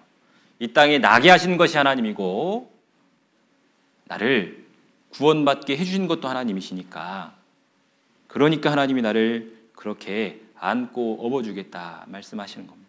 그리고는 그 어려움 중에서 구하여 내시겠다고. 내가 힘들고 어려울 때마다 하나님이 나를 안아주시고 업어주실 겁니다. 그러니까 이런 말씀들을 우리가 발견하면요, 얼마나 큰 위로가 되는지 몰라요. 내가 힘들고 어려울 때마다 기억해 보십시오. 하나님이 내 곁에서 나를 안아주실 거예요. 나를 업어주실 겁니다. 이런 말씀들은 정말 우리가 세상을 살면서 큰 힘과 위로를 얻을 수 있는 말씀들인 거예요. 또 이 말씀은 나를 위로하는 대상이 내 가까이 있다는 것을 알게 해줍니다. 옆에 한번 다시 보시죠. 잘 듣고 있는 얼굴입니까? 아니면 졸고 있는 얼굴인가요? 우리 옆에 있는 형제자매들 때로는 내게 상처도 줍니다. 내게 문제를 주잖아요. 가까이 하고 싶지 않을 때도 있죠. 근데 왜 하필 늘 내 옆에 있을까? 가능하면 이분은 내가 좀 멀리 하면 좋겠는데 왜 자꾸 내 가까이 있을까요? 이유가 있습니다. 하나님이 그렇게 하시는 거예요. 하나님이 내 가까이에 두시는 겁니다. 왜? 나를 위로하라고. 내 곁에 있는 그 사람은 나를 위로하라고 하나님이 보내주신 위로자라는 거예요. 하나님은 사람을 위로하실 때 누구를 통해서 위로해 주시냐면 사람을 통해서 위로해 주시는 경우가 많이 있습니다. 이 아브라함의 아들 이삭이 어머니가 죽었어요. 90살에 낳은 그 아들 이삭을 놔두고 사라가 죽을 때는 어땠을까요? 얼마나 마음이 아팠을까요? 이삭도 마음이 많이 아팠을 거예요. 아브라함이 그걸 봤습니다. 얼마나 불쌍해 보였을까요? 그래서 무엇을 했냐면 그 이삭을 위해서 아내 데려오는 일을 하는 거예요. 리브가를 찾으러 가는 겁니다. 늙은 종을 통해서. 근데 창세기 24장 67절 말씀에 보면 리브가를 데리고 오잖아요. 리브가를 데리고 왔을 때 이삭이 어떻게 됐냐면 그 모친 상사 후에 위로를 얻었더라 이렇게 말씀합니다. 어머니 이런 슬픔 때문에 괴로워했는데 이제 리브가라고 하는 새로운 사람을 만나서 어머니 이런 슬픔을 위로받았다 이 말이에요. 하나님은 사람이 슬퍼하고 괴로워하고 힘들어할 때 무엇을 통해서 위로해 주시냐면 사람을 통해서 위로해 주시는 겁니다. 자꾸 내 옆에 누군가 있습니까? 그분은 나를 힘들게 하려고 있는 게 아니에요. 나를 위로하려고 하나님이 보내주신 위로자라고 생각하십시오. 생각해 보면 그게 맞아요. 저는 신앙생활을 하면서요, 제 옆에 있는 분들이 자꾸 바뀌었습니다. 어느 날은 이분이 제 곁에서 가까이 교제하고요. 또 어느 때 보면 이분보다는 이분하고 더 가까이 교제를 많이 했어요. 이상했거든요, 제 개인적으로는. 이상하다. 어느 때는 이분과 교제를 많이 하고 어느 때는 이분과 교제를 많이 할까. 나중에 알았어요. 하나님이 그렇게 하셨다는 것을. 그때 내게 필요한 사람을 하나님은 내게 가까이 하게 해주셔서 내 힘들고 어려운 것들을 위로받게 하시는 겁니다. 잘 생각해 보세요. 정말로 그게 맞을 겁니다. 하나님은 그 사람을 내게 보내셔서 우리를 위로하는 일이 있어요. 골로새서 4장 한번 보죠. 골로새서 4장입니다. 골로새서 4장 7절.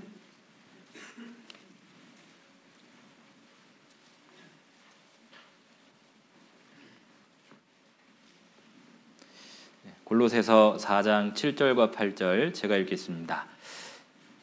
두기고가 내 사정을 다 너희에게 알게 하리니 그는 사랑을 받는 형제여 신실한 일꾼이요 주 안에서 함께 된 종이라. 내가 저를 특별히 너희에게 보낸 것은 너희로 우리 사정을 알게 하고 너희 마음을 위로하게 하려 함이라. 사도 바울이 두기고라고 하는 사람을 골로새 교회로 보냅니다. 왜? 우리 사정도 알게 하고 너희 마음을 위로하게 하려고. 사람도 사람을 보내서 위로하려고 하잖아요. 하나님은 어떠실까요? 하나님도 똑같습니다. 하나님은 각 사람에게 필요한 사람을 보내셔서 그 사람을 위로해 주시는 거예요. 데살로니가전서 3장도 한번 보시죠. 데살로니가전서 3장 2절.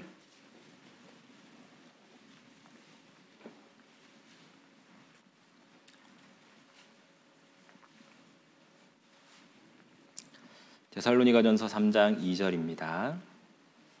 우리 형제 곧 그리스도 복음의 하나님의 일꾼인 디모데를 보내노니 이는 너희를 굳게 하고 너희 믿음에 대하여 위로함으로. 하나님이 이 사도 바울이 이 데살로니가 교회에 복음의 일꾼 디모데를 보낸다고 말합니다. 왜? 너희 믿음을 굳게 하고 위로하려고. 왜 교회 안에 전도자가 있습니까? 왜 교회 안에 말씀 전하는 사람이 있냐면 하나님이 그 교회를 굳게 하고 믿음 안에 굳세게 서게 하고 그리고 위로하려고 보내주신다 이 말이에요. 우리가 이 말씀을 읽어보면 이 교회 안에 있는 목회자가 무엇 때문에 있는지를 알아요.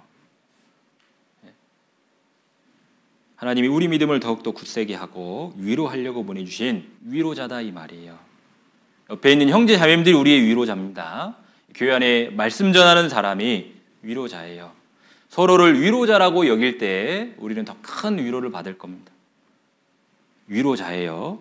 만약에 그 사람이 내게 서운한 말을 한마디 했습니다. 위로자로 여기면 그렇게 서운하지는 않아요. 위로자라고 받아들이면 그렇게 문제가 되지는 않을 거예요. 그러니까 시편 141편 말씀처럼 되는 거예요. 의인이 나를 칠지라도 은혜로 여긴다. 그게 어떻게 가능하냐면 서로 위로자로 여길 때 그렇게 될 수 있는 겁니다. 하나님은 분명히 옆에 있는 그 사람을 위로자로 주셨다고 말씀하셔요. 말씀은 옆에 있는 사람이 누군지를 분명히 알게 해줍니다. 또 이 말씀은 우리 평생의 숙제, 평생의 숙제가 뭘까요? 평생의 숙제, 전도. 그리스도인이 마음 편하게 살게 하려면 전도 안 해도 된다 이 한마디만 하면 우리는 세상을 훨훨 날아다닐 겁니다. 근데 평생의 이 숙제가 우리 마음을 무겁게 할 때 있잖아요. 전도가 잘 안 되면 정말로 마음 무겁습니다. 전도하고 싶은 마음은 모든 그리스도인에게 다 있잖아요. 전도하고 싶은 마음이 없습니까? 전도 집회를 다시 잘 들어보셔야 돼요. 구원받은 사람은 분명히 전도하고 싶은 그 갈망이 있게 돼 있어요. 근데 문제는 잘 안 되니까 문제입니다. 그 전도가 잘 안 되는 순간에도 하나님의 말씀은 우리에게 위로를 주셔요. 마태복음 4장 보시죠. 마태복음 4장. 마태복음 4장에 예수님께서 제자 베드로를 부르시는 장면이 나옵니다. 마태복음 4장 19절. 이 말씀은 우리에게 위로를 줄 수 있어요. 마태복음 4장 19절입니다.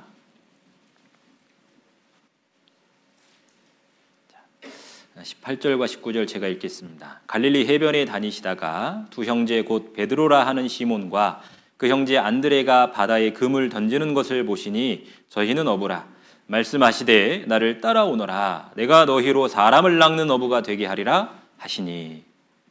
금을 던지는 것을 보시고 이제 내가 너희를 사람 낚는 어부가 되게 하겠다 하고 부르셨잖아요. 이 말씀이 위로가 됩니다. 왜?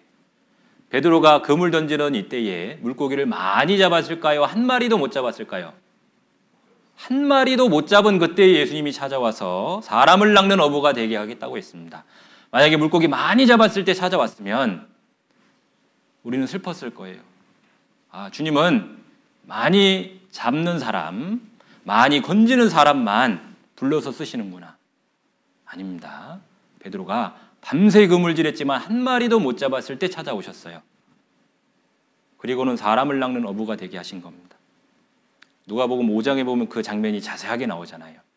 예수님이 베드로에게 찾아오셨습니다. 찾아오신 이유가 있어요. 자기 일에 성실했습니다. 잘 생각해 보세요. 베드로는 밤새 금을 던졌다가 걷어 올렸습니다. 몇 시간을 그렇게 했는지는 몰라도 성경에는 밤새 그렇게 했다고 돼 있잖아요. 어떻게 그렇게 할 수 있었을까요? 한 마리도 못 잡아요. 밤새 그 일을 했습니다. 그게 왜 가능합니까? 생각해 보신 적 있으십니까?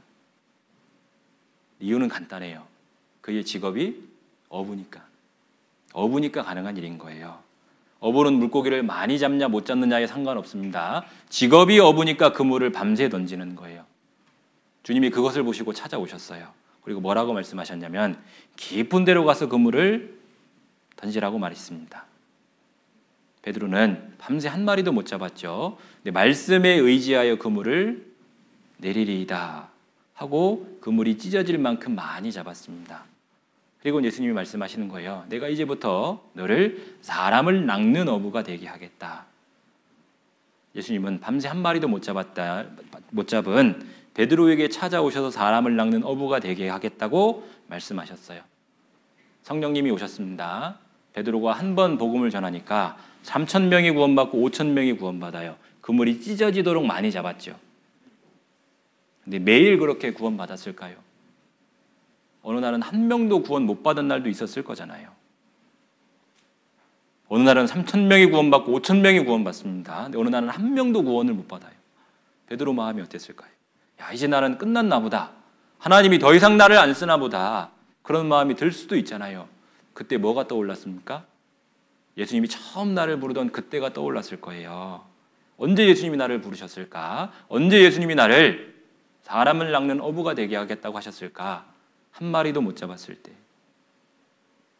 베드로는 그날을 떠올렸을 겁니다. 주님은 우리가 전도하기를 원하시죠. 많이 잡기를 원하시긴 하지만 주님은 알아요. 내게 능력이 많지 않다는 것을. 베드로도 한 사람도 못 건질 때도 있었을 겁니다. 그때마다 그 날을 떠올렸을 거예요. 내가 할 일은 그때처럼 그물을 던지고 올리는 거다라는 것을 떠올렸을 겁니다.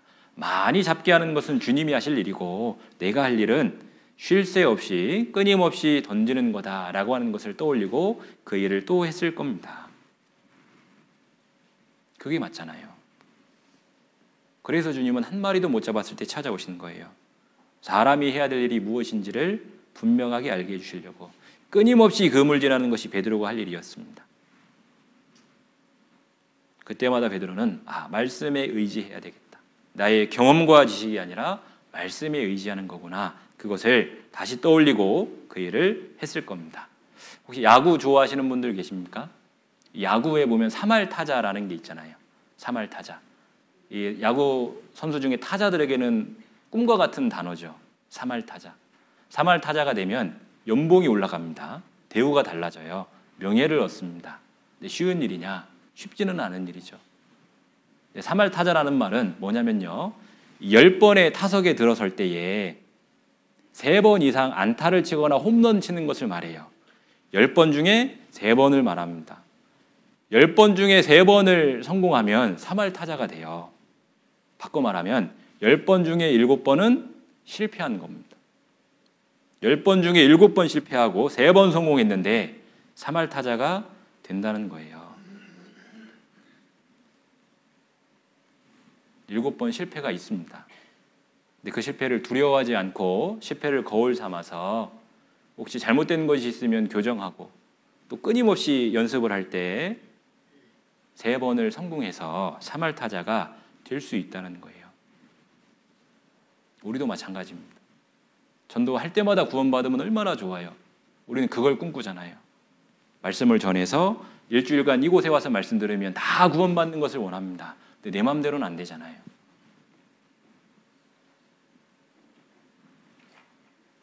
그때 우리는 힘들고 어려울 수 있는데 그때 우리가 알아야 될 게 있습니다.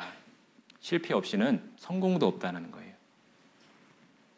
10번 찍어 안 넘어가는 나무 없다고 말하죠. 최소한 몇 번은 찍어야 됩니까? 10번은 찍어야 되는 거예요. 9번의 실패가 있어야 10번째 넘어갈 수 있는 겁니다. 어떤 분들은 그 9번의 실패를 두려워해서 아예 시작조차 안 하는 경우도 있어요. 구더기 무서워서 장 못 담근다고 하잖아요. 내가 이번에도 실패할 것 같아서 복음을 안 전하는 경우도 있다는 거예요. 근데 그때 우리는 생각해야 되는 겁니다. 예수님이 베드로를 언제 불렀을까? 한 마리도 못 잡았을 때. 내가 너희로 사람을 낚는 어부가 되게 하리라. 어부가 되게 하신다고 했지 많이 잡을 거라고 말씀하시진 않았어요. 우리도 어떤 경우에는 잡는 경우도 있고 어떤 경우에는 놓치는 경우도 있을 거예요. 근데 해야 될 것은 단순합니다. 그물을 던지고 걷어들이면 되는 거예요. 그물을 던지잖아요. 근데 내가 원하는 물고기가 아니라 다른 물고기 잡힐 때도 있죠. 가끔 뉴스 보면 고래 잡혔다는 이야기 들어보셨죠?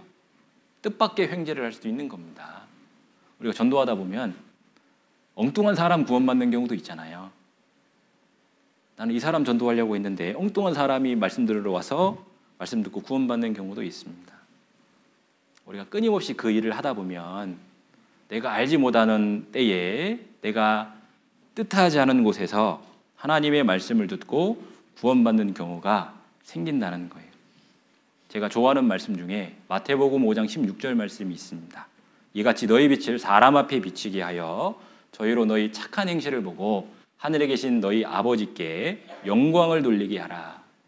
하나님이 영광 받으시는 게 뭐냐면 나의 착한 행실을 통해서 내가 그리스도인으로서 선한 행실과 착한 행실을 가지고 살아가면 내가 알지 못하는 곳에서 하나님의 열매가 맺힐 수 있기 때문이에요. 하나님이 영광 받으시는 일이 있기 때문에 하나님은 그 말씀을 우리에게 해주시는 겁니다. 제 고향은 정읍입니다. 제가 2006년도에 구원을 받았어요. 어떻게 구원 받았냐면 저희 누나가 저를 전도했습니다. 저희 누나가 2002년도에 구원을 받고 그때부터 전도하기 시작했어요. 네, 저희 할머니가 먼저 2003년도에 구원을 받았습니다. 정읍교회를 잘 나오셨어요.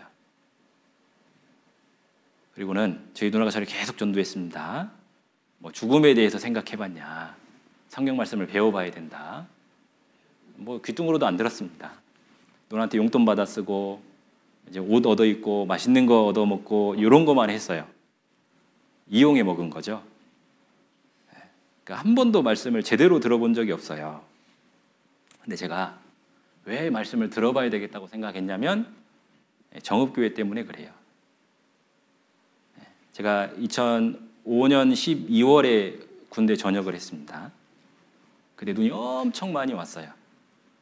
백년마의 폭설이 왔다 그랬습니다. 제가 12월 21일 날 군대 전역을 했습니다. 그리고 이제 저희 누나가 인천에 있었기 때문에 인천에서 한 일주일 정도 있다가 내려왔어요. 이제 내려오면서 걱정했던 것이 눈을 어떻게 치울까. 할머니하고 저희 어린 여동생만 있었기 때문에 눈을 어떻게 치울까 그 걱정을 하고 왔었습니다. 저희 집은 정읍 고부입니다. 버스도 잘 안 다녔어요. 그 당시에는 택시도 잘 안 가려고 했고 어떻게 아무튼 갔습니다. 저희 집은 외딴 집이었어요. 근데 놀라운 것은 집에 들어가는 길에 눈이 없었습니다. 지붕에 눈이 없어요. 신기하잖아요. 할머니가 이거 절대로 못할 일인데. 할머니께 여쭤봤죠. 누가 눈을 치워줬냐고. 그때 할머니가 그랬어요. 정읍교회 목사님과 청년 형제님들이 눈을 치워줬다고. 제가 그때 처음 생각했습니다. 야, 이 사람들이 믿는 하나님은 도대체 누굴까? 야, 도대체 이 사람들이 믿는 하나님은 누구길래 정말 이 연로하고 힘도 없는 어쩌면 뭐 교회에 도움도 별로 안 될 이 사람들을 위해서 이런 일을 했을까? 궁금하기 시작했어요. 근데 저희 누나가 그때 얘기했습니다. 그때 이제 1월 달에 인천교회 첫 집회가 있었거든요.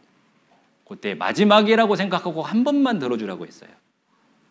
시기와 우연이 맞았죠. 아, 내가 이 사람들이 믿는 하나님 한 번 배워봐도 내게 손해는 안 되겠다.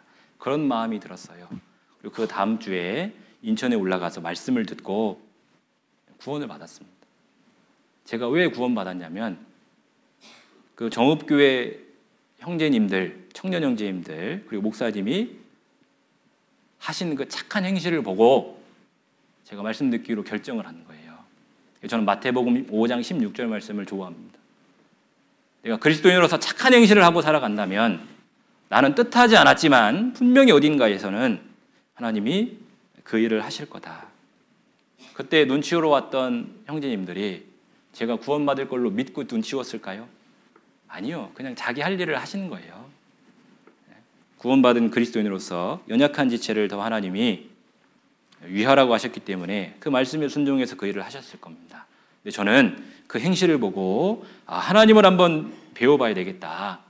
그 마음을 먹었고 말씀을 듣고 구원받게 된 거예요. 우리가 정말로 그 뜻하지 않은 곳에서요 구원받는 일이 있습니다. 그때 눈 치워준 분들이 제가 이 자리에 서서 설교할 거라고 생각하셨겠냐고요. 몰랐지요. 제가 전에 그때 계셨던 목사님이 용인에 계셨던 적이 있습니다. 제가 거기 가서도 설교 한번 했습니다. 목사님이 깜짝 놀라셨어요. 예, 놀라셨네요. 예. 그러니까요, 이게 우리가 하나님 말씀 안에서 얼마나 큰 위로를 받고 사는지 모릅니다. 우리는 그냥 말씀에 순종해서 살 뿐인데 그 말씀이 역사해서 우리에게 위로를 주는 일이 분명히 있다는 거예요. 하나님은 끊임없이 우리에게 말씀을 통해서 위로를 주십니다.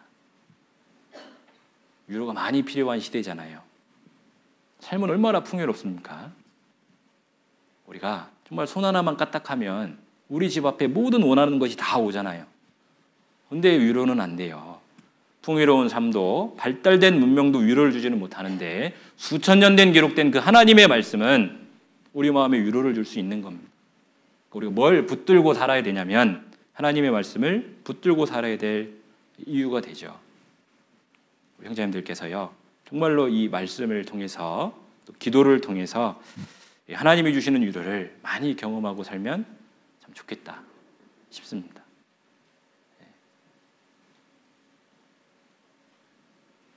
저 같은 사람이 또 나올 수 있다고요.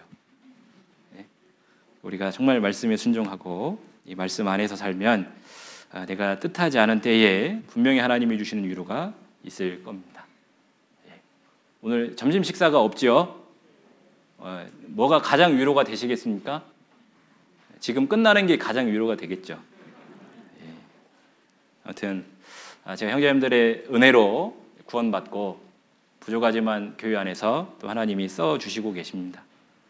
아무튼 뭐 일일이 다 인사를 못 드려도 또 저를 뭐 기억하시는 분도 있고 못 하시는 분들도 있을 건데 아무튼 감사하다는 말씀을 드리고 싶습니다.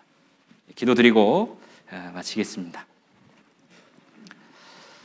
사랑과 은혜가 많으신 하나님 감사합니다. 우리에게 늘 필요한 것과 원하는 것을 공급해 주셔서 감사드립니다. 하나님 주시는 은혜와 위로 속에서 우리가 늘 살아갈 수 있도록 도와주시기를 부탁을 드립니다. 하나님 안에서 늘 위로받고 힘을 얻는 정읍교회가 될 수 있도록 하나님 도와주시고 많은 영혼들을 하나님께 인도하여 구원받게 하는 귀하게 쓰임받는 또 교회가 될 수 있도록 도와주시기를 원합니다. 남은 모든 시간도 하나님께서 함께해 주시고 도와주시기를 부탁드립니다. 모든 것 우리를 사랑하시는 고마우신 예수님 이름으로 기도드렸습니다. 아멘.